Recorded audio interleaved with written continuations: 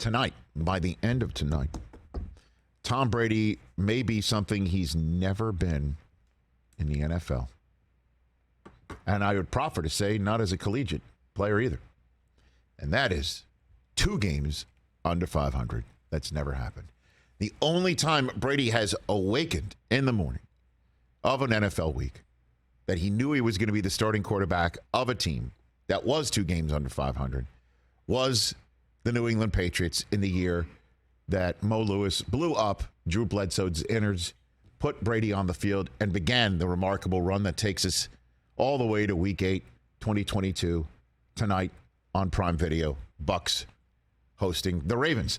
They were 2-4, but as we all know, Brady trotted in from the sideline in Week 2 against the Jets, and so the 2-4 record was not all on his docket. He's never, ever, ever been a starting quarterback 2 games under 500 on a season. That's never happened, and that can happen tonight. And I got to tell you, it sure looks like he's going to be by the end of the night. How's that possible? Oh, really? You think? How is that possible to never be that? Wow. I mean, 20 years. It is remarkable. That's incredible. That's never happened. That's why he's the best ever. But the reason why I say it looks like that's going to be the case tonight is they were on a short week. They just lost to a team on an interim head coach. They just lost to a team whose locker room had to feel the effects of Christian McCaffrey being traded away and watching him show up in Santa Clara, beaming ear to ear, saying it's great to be here. I'm gone from a spot with an interim head coach and no discernible long-term future at quarterback, with all due respect to all 3 of them that are there in Carolina. They just lost to a team that had hardly a full half a building. I want to be kind of optimistic. That building wasn't even half full.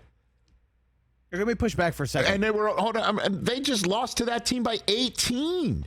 Yes, but if Mike Evans catches that pass, do you think the Bucs win the game?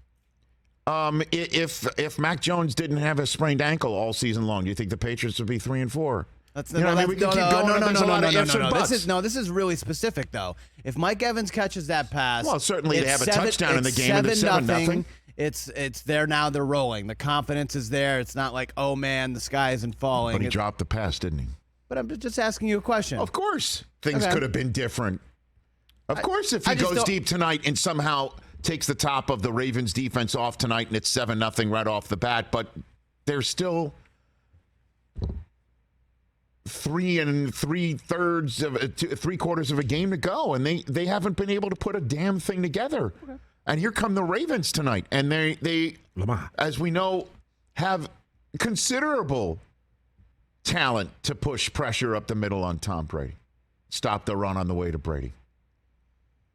And Lamar Jackson hasn't put something together since the first 3/4 of that loss against Miami, when he put together a game where, had the Ravens finished that game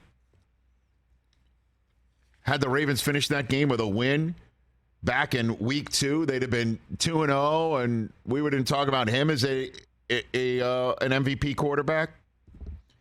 Sure, he's the only quarterback to have beaten Buffalo this year. I get it.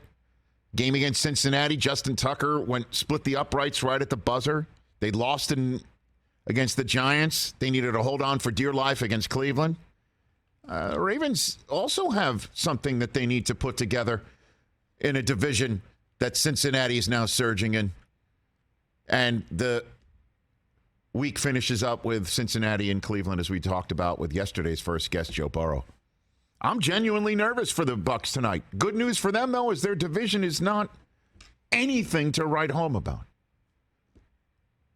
That even if Atlanta does beat Carolina this week and does emerge from Week 8 a game in front of the Bucs, because the Bucs are 3-5 and Brady's 2 games under 500 for the first time, they could easily win the division and host a playoff game and somehow, some way put something together to go on some magical run for Brady.